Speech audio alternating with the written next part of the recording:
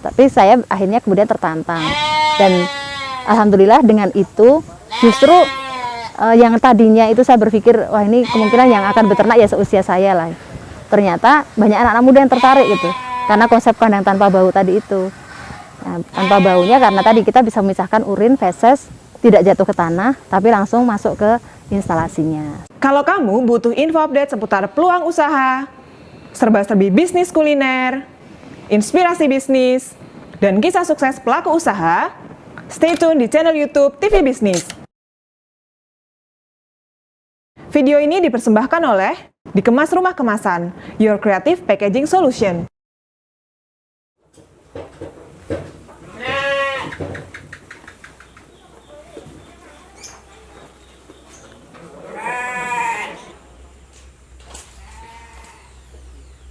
Assalamualaikum warahmatullahi wabarakatuh.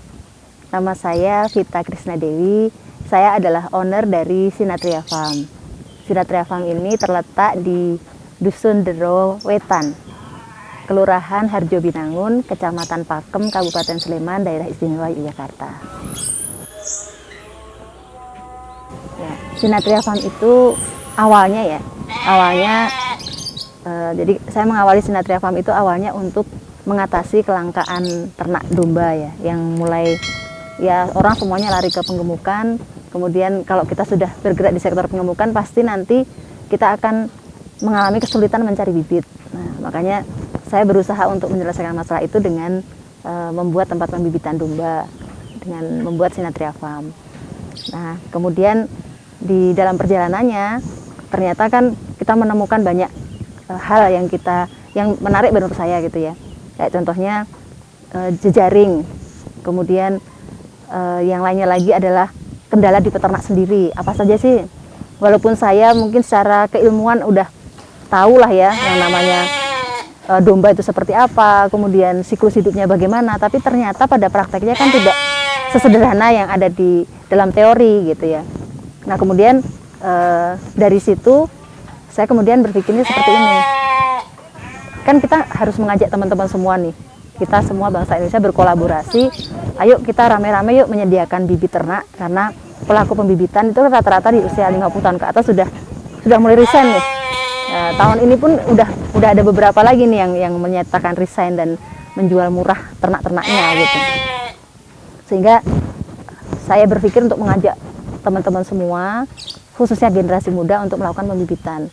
Cuma pada perjalanannya, kemudian kan saya menemukan beberapa permasalahan ya, contohnya masalah keterampilan. Ya, jadi keterampilan kita menjadi peternak itu menjadi masalah gitu ya. Lah saya yang punya ilmunya saja, wah ibarat istilah Jawanya itu apa ya, keduduk-duduk ya. Jadi ya kadang mengalami error, kemudian kadang loh ternyata seperti ini ya, tidak sesuai dengan yang ada di teori. Nah apalagi buat teman-teman yang mungkin mereka masih blank, dan ternyata kan ke sini kan banyak ya teman-teman yang berminat untuk beternak, tapi saya nggak punya ilmunya, saya nggak punya basic peternakan dan sebagainya gitu. Nah dari situ kemudian saya punya ide untuk kita bikin pelatihan ya, semacam pelatihan. Tapi kalau pelatihan berbayar, kemudian saya mikirnya gini, kalau berbayar nggak semua orang dong bisa belajar di sini gitu. Sehingga akhirnya ya udah saya gratiskan aja. Toh itu kan menyalurkan hobi aja ya. Hobi saya yang biasanya ngomong di depan kelas. Nah, ini saya juga bikin kelas nih. Bikin kelas di Sinatria Farm. Sehingga saya membuat kelas-kelas gratis, dan alhamdulillah dari situ kemudian banyak bermunculan peternak-peternak baru gitu. Ya, kalau dari basic ilmu pengetahuan saya di basicnya nutrisi makanan ternak ya. Tetapi kenapa kok saya milih domba? Awalnya adalah karena saya orang Jogja. Di Jogja itu kuliner olahan itu kan kebanyakan kan bukan dari kambing tapi dari domba, karena di sini kan kebanyakan satenya sate kelatak ya, yang hanya dimasak dengan garam plus bawang gitu ya, sehingga tidak ada kecap yang itu menghilangkan bau, kemudian tidak ada lemak-lemaknya, sehingga kan yang dipotong adalah domba. Nah karena domba kemudian saya akhirnya mencari tahu nih kebutuhan domba di Jogja itu sebenarnya seberapa besar sih. Setelah lihat fakta lebih dalam lagi, loh ternyata kekurangan stok domba di Jogja itu ternyata luar biasa besar gitu. Bahkan beberapa kuliner besar ya di Jogja ini ngambilnya bukan dari Jogja sendiri, rata-rata ngambilnya dari luar Jogja. Nah kemudian wah ini satu hal peluang ya bagi saya, ini adalah sebuah peluang. Pasar sudah ada, tapi stok nggak ada. Nah saya kemudian punya inisiatif untuk menyediakan stok itu tadi, jenisnya domba. Tantangan saya yang pertama ya, ini bahkan yang sudah saya alami ya. Saya sebelum punya Sinatria Farm kan saya juga udah punya ternak duluan. Itu lumayan ruginya puluhan juta gitu ya. Itu karena apa? Karena faktornya di SDM. Ya, faktor di SDM yang kurang apa ya istilahnya, kurang disiplin, kurang serius seperti itu.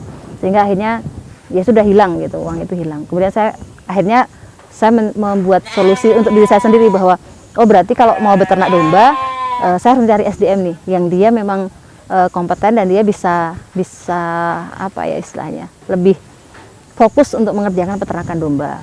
Nah kemudian saya memulai dengan Sinatria Farm dan alhamdulillah waktu itu kita dapat SDM yang bisa mengelola ternak kita. Tapi kembali lagi gitu ya, itu bukan perkara mudah. SDM yang mau fokus sudah ada, ilmunya sudah punya, tetapi nanti kita akan berhadapan dengan ritme atau pola kerja yang itu saya sendiri pun karena masih baru ya. Sebelumnya kan saya nggak ikut terlibat langsung. Nah begitu yang di Sinatria Farm ini saya terlibat langsung, melihat hari ke hari gitu ya. Waduh ini contohnya ya, contoh sederhana misalnya waktu pemberian pakan itu kan sebenarnya harusnya nggak boleh terlambat. Nah ketika kita melihat terlambat gimana nih, jadi pola yang belum terbiasa dari pegawai kita misalnya, itu yang akhirnya membuat cukup kesulitan kita ya. Awalnya saya kesulitan karena performa ternak nanti jelas akan turun kayak gitu. Itu kendala kita pertama terkait masalah pemilihan SDM. Nah kemudian kendala yang kedua adalah tadi kan SDM kaitannya dengan membentuk pola kerja. Kemudian yang kedua yang kita hadapi adalah stok dari ternak itu sendiri. Stok dari ternak itu kalau kita ngambil di sekitar sini, jaringan saya belum punya nih, jaringan belum ada, kemudian harga juga luar biasa tinggi gitu ya. Kalau kita membeli sekarang, penjualnya pun kan marginnya kecil sekali gitu. Atau ketika kita membibitkan, nanti bagaimana, seperti apa teknisnya, itu tidak sesederhana yang kita pikirkan waktu itu. Karena saya benar-benar blank, cuma teori di atas kertas gitu.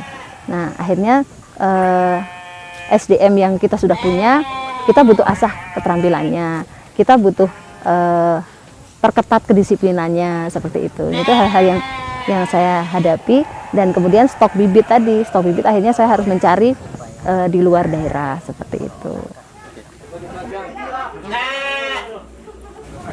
Ya kalau kekhasan dari Sinatria Farm itu hari ini ya terutama ya saat ini kan kita menawarkan kandang tanpa bau. Karena pada awalnya sebelum saya membuat Sinatria Farm di Derawetan ini kan kita pernah akan mendirikan Sinatria Farm di dusun yang lain. Nah tetapi pada saat itu ada satu warga yang dia keberatan kalau ada ternak di sekitar rumahnya. Ya saya sendiri sebagai orang peternakan paham aja, iya sih ternak itu mesti nanti dampaknya ke bau. Nah makanya saya kemudian ditantang kan sama suami saya, ditanya, emang yang bikin bau ternak itu apa? Masa sebagai seorang ahli di bidang peternakan ya, seorang ilmuwan di bidang peternakan nggak bisa menyelesaikan masalah seperti itu gitu. Kemudian saya sampaikan bahwa masalahnya itu di urinnya. Ya udah urinnya aja dikumpulin gitu. Ya sederhana gitu, hal sederhana ya, tapi mungkin itu bukannya tidak terpikirkan, tapi mungkin wah ribet lah kalau harus mengumpulkan urinnya dan sebagainya gitu. Kemudian nanti kalau urin sudah terkumpul harus gimanakan. Akhirnya orang juga udah mending nggak beternak ya beternak aja, nggak usah mikirin bau ya sudah gitu kan. Nah, tapi saya akhirnya kemudian tertantang dan alhamdulillah dengan itu justru yang tadinya itu saya berpikir wah ini kemungkinan yang akan beternak ya seusia saya lah. Ternyata banyak anak-anak muda yang tertarik gitu karena konsep kandang tanpa bau tadi itu. Nah, tanpa baunya karena tadi kita bisa memisahkan urin, feses, tidak jatuh ke tanah tapi langsung masuk ke instalasinya seperti itu. Ya sebenarnya kalau kandang tanpa bau, kandang sistem terkoleksi itu memang dulu saya bikin sendiri ya namanya ya. Nama kandang terkoleksi itu saya yang bikin. Kenapa saya mengatakan kandang terkoleksi? Karena saya menjadikan kandang itu urin dan feses otomatis terkoleksi dengan sendirinya gitu ya. Nah, apakah itu ada referensinya? Ya referensinya tadi itu prinsip yang membuat bau dari ternak itu adalah urin. Nah, sehingga urin itu yang dikondisikan. beberapa peternak sebelum saya, kebanyakan kan mereka yang punya bangunan permanen, kemudian akhirnya mempermanenkan juga lantainya dari semen misalnya. Cuma kalau misalnya kemudian ini jadikan rekomendasi untuk seluruh peternak di Indonesia, mungkin juga keberatan karena wah kalau daripada buat beli semen mending buat beli ternak gitu kan, atau beli pakan gitu, sehingga tidak bisa diaplikasikan. Nah, saya membuat sebuah instalasi yang itu lebih mudah untuk diaplikasikan, bahkan ketika dalam jumlah kecil ataupun jumlah besar itu memungkinkan seperti itu.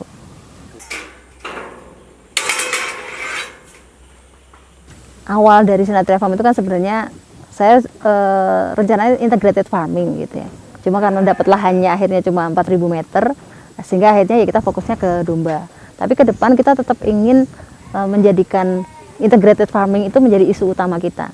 Kita ingin memanfaatkan zero waste lah ya, memanfaatkan seluruh potensi dari pertanian, peternakan itu menjadi sesuatu yang semuanya bermanfaat, tidak ada yang terbuang. Itu kedepannya seperti itu. Memang kalau dulunya kita ada hidroponik, gitu ya. Ini baru mau mulai lagi. Kemarin sempat off karena ya hotel-hotel pada tutup, dan sementara kan kita supplier ke hotel, gitu ya, karena pandemi kemarin. Kemudian ada kelinci. Nah, kemarin kelinci sempat berhenti karena yang melihara kelinci lagi PKL, gitu. Nah, ini yang PKL sudah selesai. Kemudian kita akan mulai lagi, gitu. Dan arahnya memang semuanya ke pemberdayaan pemuda sih. Jadi kayak hidroponik ataupun kelinci itu yang memelihara adalah pemuda-pemuda yang kita amanahi gitu.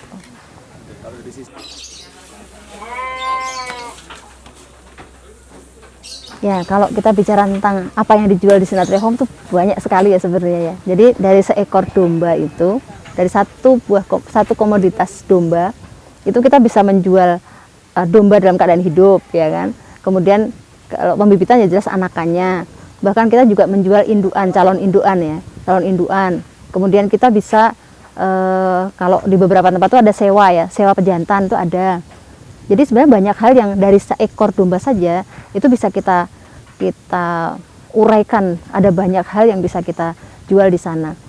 Terus kemudian dari dombanya dulu ya, dari dombanya seperti itu. Selama ini mindset dari teman-teman peternak bahwa domba itu dijual dalam bentuk hidup.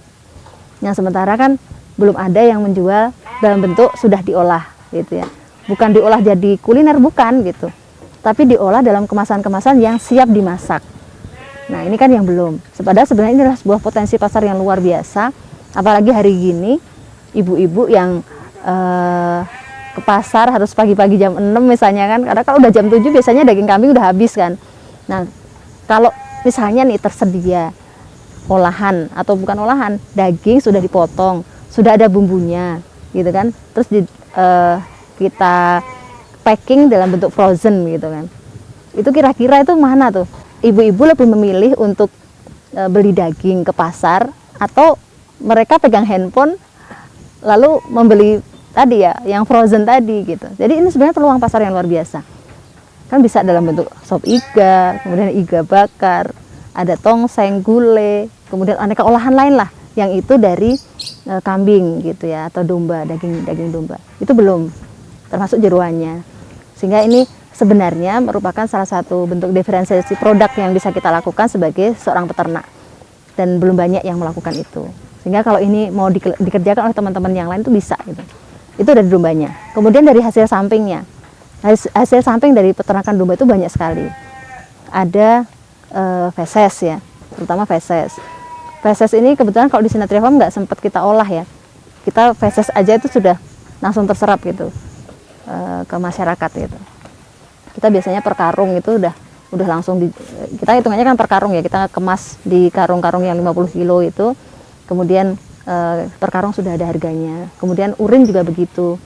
Urin juga belum sempat kita apa-apakan sudah terserap seperti itu. Jadi dari hasil samping itu sendiri luar biasa. Apalagi kalau kita mau membentuk, misalnya mau dibuat kompos misalnya, akan lebih tinggi lagi nilainya. Atau pupuk organik cair. Nah, itu kalau ada tenaganya itu luar biasa. Kemarin sempat ada yang nawarkan ke saya, Bu, kalau itu urinnya nggak usah dijual keluar, tapi saya olah gimana? Tempatnya di Sinatria Farm. Oh, monggo silahkan, saya bilang gitu. Kalau mau silahkan kan. Kendala kita tuh di SDM yang mengelola itu belum ada gitu ya.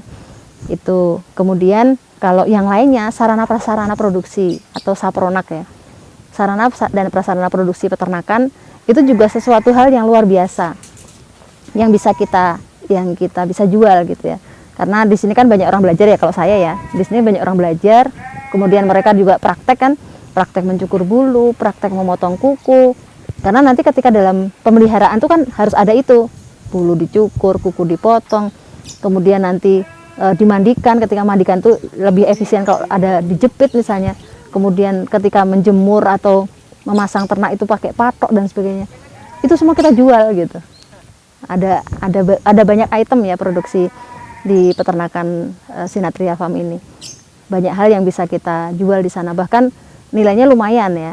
Jadi keuntungan dari saya menjual sapronak itu bisa dipakai untuk menggaji karyawan gitu. Padahal kalau kita hitung dari jualan feses dan urin saja itu juga bisa untuk gaji karyawan. Jadi kan kita keuntungannya bisa berlipat-lipat dari satu komoditas yang bernama domba. Kita belum bicara, saya sampai hari ini belum pernah menjual desain kandang, itu belum pernah. Tapi kalau misalnya mau dijual, bisa. Karena faktanya sampai hari ini banyak yang minta didesainkan kandang. Ketika mereka minta jasa konsultasi, kalau mau, itu bisa juga menjadi sebuah peluang usaha juga. Jadi akan ada banyak sekali item penjualan ya yang bisa kita lakukan ketika kita beternak domba.